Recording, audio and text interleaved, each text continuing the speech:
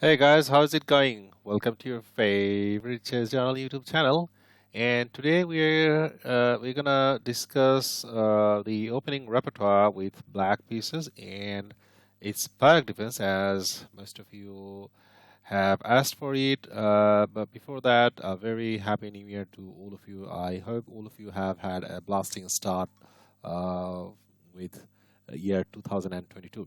Right. So park defense is a hypermodern opening whereby we allow our opponent, here in this case white, to build the center, and we will be, as in hypermodern openings, we are going to attack our opponent's center from the sides, and that's mainly the strategy, the aim or the objective of the park defense. And it's a relatively new opening, has been developed after the Second World War and been popularized by Canadian grandmaster. I guess his name was um, some Subtles. I can't remember the name properly, but his last name is Subtles. That's for sure. I can remember.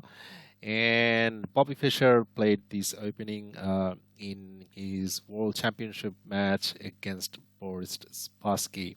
Um, and Pirate defense is mostly played against White's e4, but you can play this setup against White's d4 push.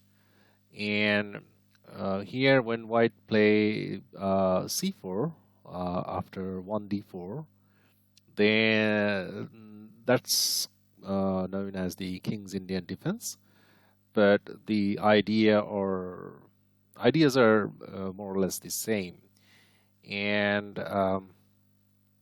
why we play park defense? That's a very good question that you might ask. Uh, One reason is that, well, if you look into the games database, you will see that when White plays A4, most of the games are being played with E5 or C5. These are the most popular responses. People also these days play Caro-Kann, and you will see the French defense as well. But Pirc defense is a bit uncommon, and you can quickly put your opponent in an uncomfortable situation. That's one of the reasons why I prefer playing Pirc defense. Second one is a relatively easy opening to memorize the variations and things like that. We are going to be talking about 8 major variations in the park defense. It might sound a lot, but it's not that difficult to understand. And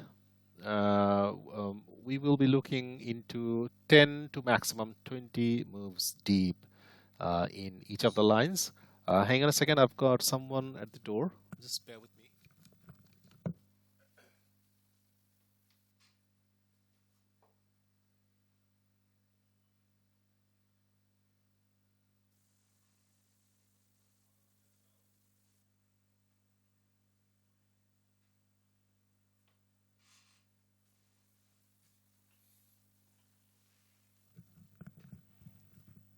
Sorry, guys. So, yeah, I had to answer the door.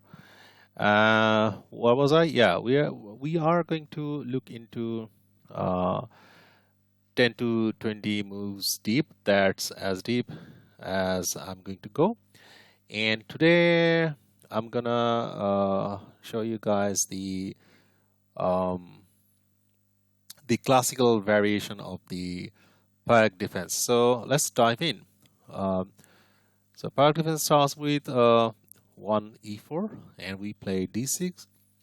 And here we are actually allowing them to grab the center. So that's what they are gonna do.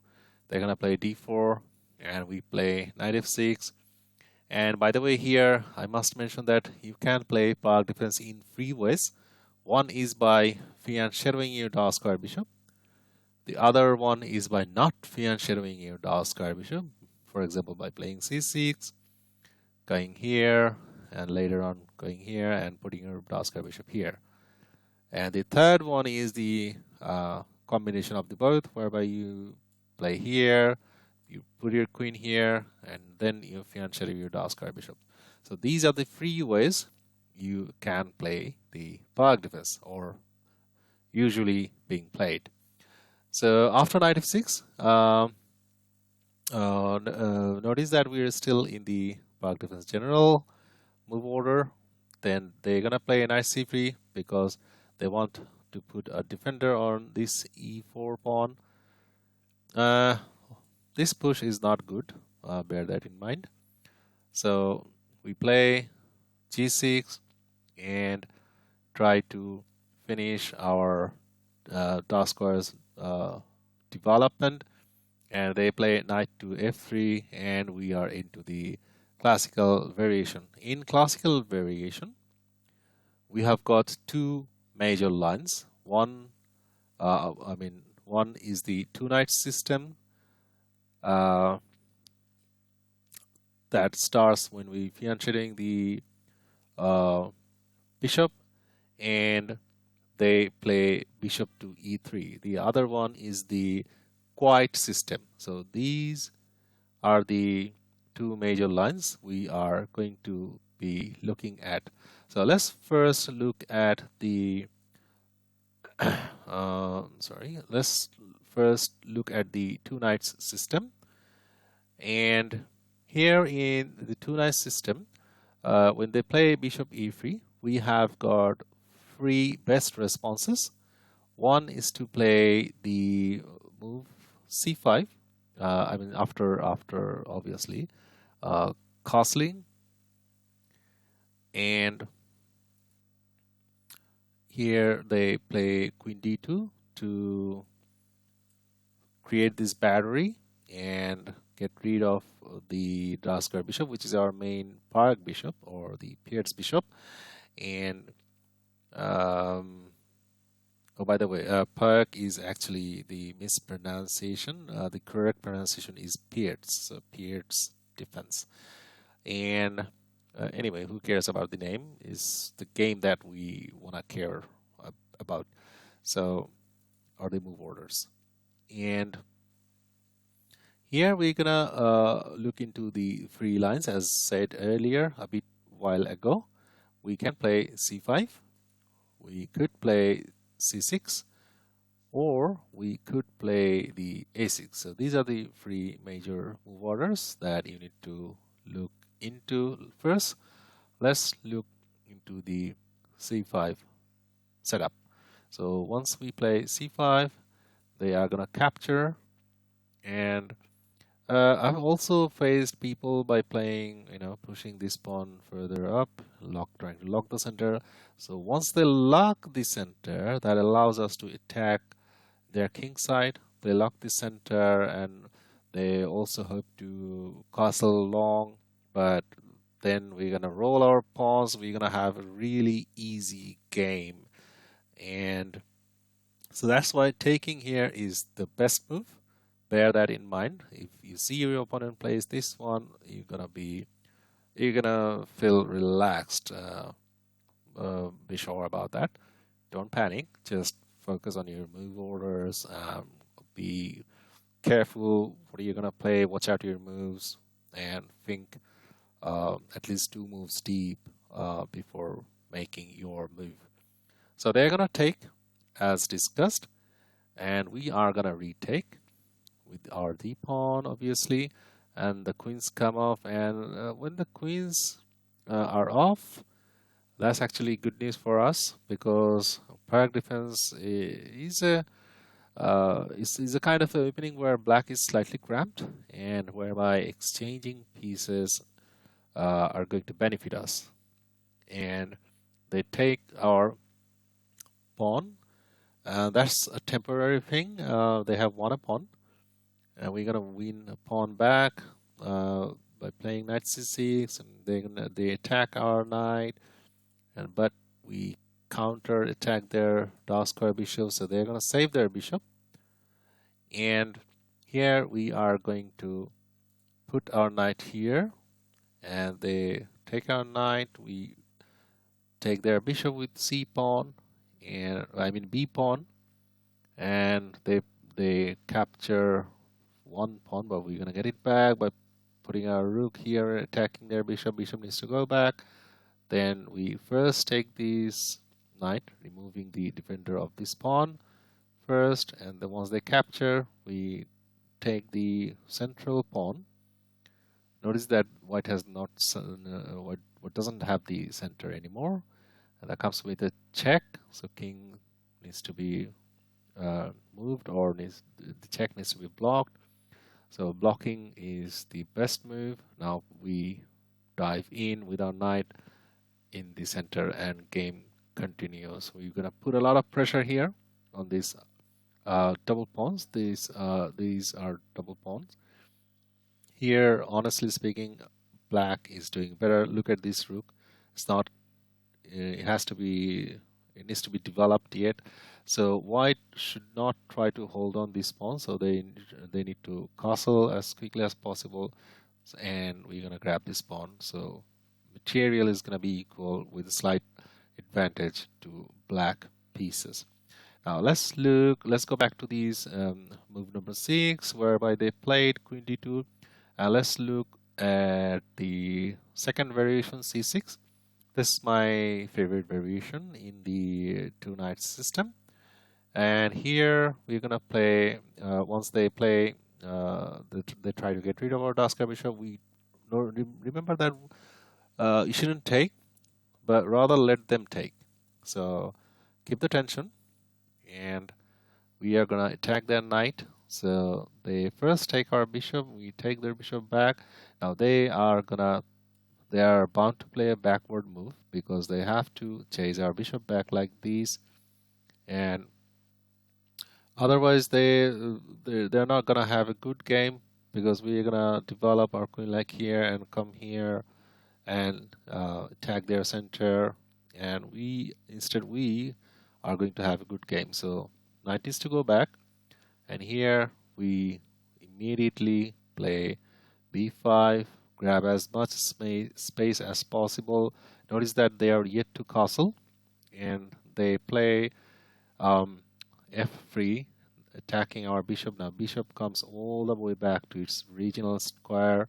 Now they play g4. On the surface it might look intimidating, but nothing to be worried about. And here we play knight bd7. They attack our knight. Knight goes to here, h5 square, and they play knight c to e2, and that's a developing move. And we strike at the center. They take. We take with our knight, activating our knight. Now they are attacking our knight, so we do not allow them to take our knight, damaging or creating weaknesses in front of our king. So we have to get rid of that knight, and once the knight is taken, we are just simply going to play bishop e6 with a good game to play against their king, because their king is still in the center. They have a decision to make whether they're going to castle long or stay here. Sometimes I've even faced that they castle short at the end of the day, when they face huge attack over the this side of the board. And yeah, we are definitely gonna have a good game. And let's go back to the regional position in the two knight system, where now we are gonna take a look at the a6 system or setup. From here, they're gonna try to again get rid of our dark square bishop. We attack their knight, and they, instead of capturing here in the c6 setup, castling long is the best one. But here, this can also happen in this setup. So this the position that's gonna be here on the board can also be implemented in the previous setup. So here we develop our knight to c6 square, and also, although let me go back. Although you could play here, going here, and then perhaps going here, putting your knight here, rook here, and then opening up here. That's another way of playing, but Stockfish says that this is the best way of playing, and I've also played this way, and with obviously good results. And knight comes here. We're gonna go there shortly, and they try to attack here. Now we block that progression, and they centralize their rook, getting out of the pin. Now we dive in with our knight, and they shouldn't take here because that's gonna allow our rook to penetrate on the 7th rank. So instead, they should keep on attacking here, and we keep on taking their pieces, as many pieces as possible, and try to break open here at c by playing c6. It looks on the surface that they have pinned our knight, but nothing to be worried at the moment, because once they chased our bishop comes back here on d7, and they play g4 attacking our h pawn, and we take their d5 pawn with our c pawn. Now here, instead of taking, we shouldn't take. That allows them to go here, give a nasty discovery. We're not going to allow them to do that. Instead, we're going to chase their queen away. Queen goes to d2 square, and then we take, because before it was pinned. Now we take the h5 pawn, e takes d5, and we place our knight to g3 square. At this moment, Stockfish shows that black is doing better. Okay, so this is the two knights system. We have talked about 3 major variations. Now let's go back to our initial position. Okay, let's start from the top. e4, d6, d4, knight f6, knight c8, g6, knight f3, bishop g7. Okay, from here now, let's take a look at the bishop to e2 line. So previously, we just looked at bishop e3 line. Now we're going to look into bishop e2 line. Here, we're just going to play castle and the castle. Now this is the called Pirc defense classical variation quiet system. And now we strike at the center. Here, okay, hang on a second. Here we could strike at center, or we could with e5, or we could have played c5, or we could have played knight to c6. So we're gonna look into each of the variations or lines. First, take a look at the e5 line. Here they take with their d pawn. Now we retake, and they take our queen. We take their queen back. Now they shouldn't take here, because then we have this one attacking their knight, and that's the position have equal material, whereby black stands slightly better.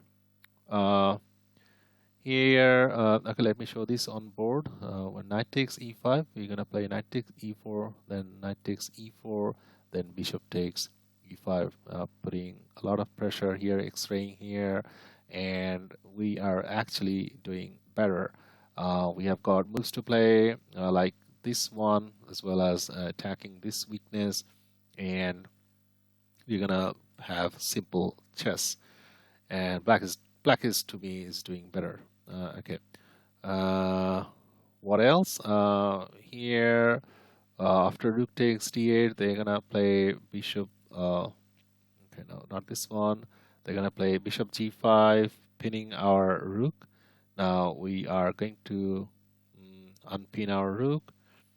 You could also play here, force them to take a decision, and here they try to do this one, but here we do not allow them to do that by playing knight a6, and they want to go here.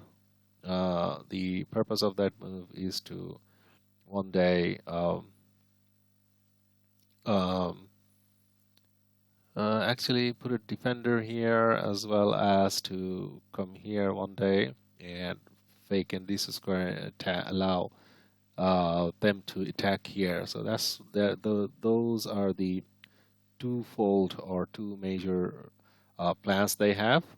So we need to keep that in mind. So first we need to get rid of their bishop that's sitting there, and here this is the this far I'm gonna go, because this position here of the one you see is relatively easier than the other positions, whereby you need to take a deep dive. So that's what I'm gonna do. I'm gonna leave it like this here. So let's go back to this position where we castle. We looked at we looked at e5. Now let's take a look at okay. Let's take a look at c5. C5 is also can be played. Now here again, as you have already heard, that they should not go here. They should take. Taking is the best move. So they take. We take.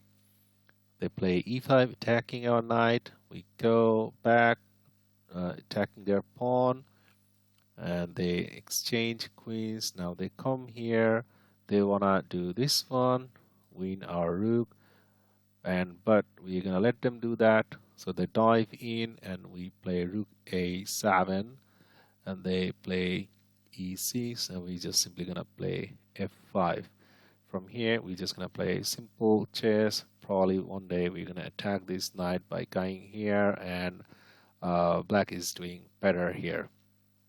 Okay, the third we just looked c5. The third one is knight to c6, and here they play this one, pushing their pawn one square up, attacking our knight. And here it actually favors black. Believe me, we're just gonna go back and then roll our pawns here. So bishop e3, c6, knight d4, takes, and we play a6. This square is vital. They want to jump in here with any of their pieces, so we're not gonna allow that. So we block their dive, and they play a4.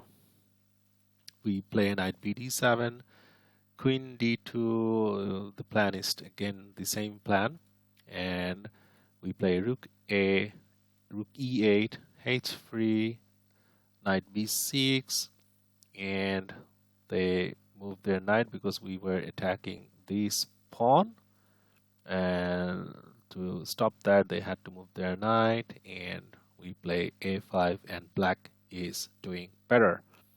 Okay, now what are the other lines? Okay, let's go back here.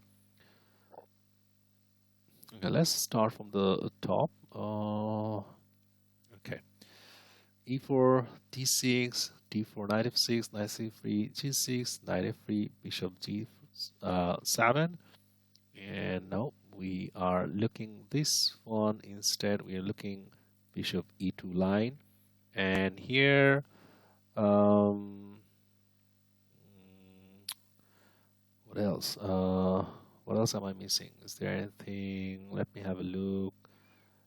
Okay, after bishop e2, we can also play a6. Okay, let me show you guys. This line a6 is also playable. And where is the c6 line? Let me. Yeah, okay. So I'm gonna cover that one as well. Let's first play the a6 line. Here they play h3, not allowing us to go here or here. because they want to play here. So to block our, particularly speaking, knight jump, they play here. Now notice that they haven't yet castled. Although computer recommends to castle short, I prefer to delay castling, which is I call, according to me, not showing the cards yet. So anyway, computer knows better than me. So castle, they play a4 and we play b6. Our aim is to, since our bishop can't go there, we need to shadow our light square bishop. And they play e5. We take, then they take with their knight. Now we shadow our light square bishop. They play bishop f3. Here we have got two lines. In the first line, we play rook a7, laterally defending this bishop. So they take our bishop, we take with the rook, and they castle. And after castling, they put their knight. We put our knight here in the middle. They pin this knight, and then we play c6 simply to get out of the pin, as well as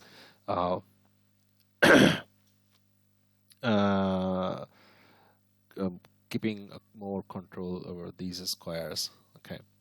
Now they play knight e4. We play queen c8, and here after rook to e1 we can play knight to d7, activating this knight, attacking this one as well. So they go back.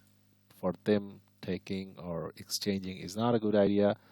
And now we activate our queen as well as defending our rook temporarily. So that's or the other line is to play f5, and this f5 line on the surface may look good, but I recommend not to play because it doesn't give black a good game. Here it's a bit complicated, so avoid complications. And the other one is the c3 line, whereby instead, okay, let me show you guys here. That's the move number 15. Here they played rook d1. So instead of rook d1, they play c3. What happens? Here we may play a couple of lines by playing queen f5, trying to exchange queens. And here they have two decisions: one to exchange, the other one is not to exchange. So what if they exchange? We take, attacking their knight. Knight needs to go back. Now we defend with a beautiful pawn structure. The other one is not to exchange, and instead going here, queen d3, and now we play knight to f4, attacking the queen. Bishop takes our knight. We take their bishop, and black is slightly standing better. Okay, now let's go back from the initial position from the start. Okay, sorry that I'm starting from the top every time. Well, that's gonna help you guys to understand the opening repertoire, memorize some of the moves as well. So knight f6, knight c3, g6, and knight f3, bishop g7, and we are looking here bishop e2. So after bishop e2, we looked at what lines? We looked all of the lines, did we? Let's take a look at these lines. Sorry guys, so c6 line. Okay, so after bishop e2 we play c6 instead of castling, delaying castling, and here they castle, and now we play queen c7. This is one of the favorite lines that I love to play, delaying castling a bit, and then they play e5, we take, they take with the knight. Now we play knight b d7, attacking this one, and they play bishop f4 defending. We take anyway and allow them to attack our queen. Now we put our queen to a5 square. They play h3. That's also a retreating square for the bishop should it being attacked. Then we castle and rook e1. Now we place our bishop to this beautiful square, and here they play a3. We play bishop to h6 because we don't want to give up our dark square bishop. So if they take here, we're just simply gonna take with the pawn, and we're gonna roll this pawn on their king side. That's the idea. So they attack our queen. Queen comes all the way back, and they develop their light square bishop to f3. But notice that this square usually belongs to the knight. So knight d7, knight d7, and we are attacking their bishop. Bishop goes back, and black is doing better. What else? Let me have a look if I am missing anything. I guess not. So that's all for the time being. So today we have looked into the Pirc or Pirc's defense, two major lines, and one of the classical variation quiet system, and the other one is classical variation two knights system. And you have the video here.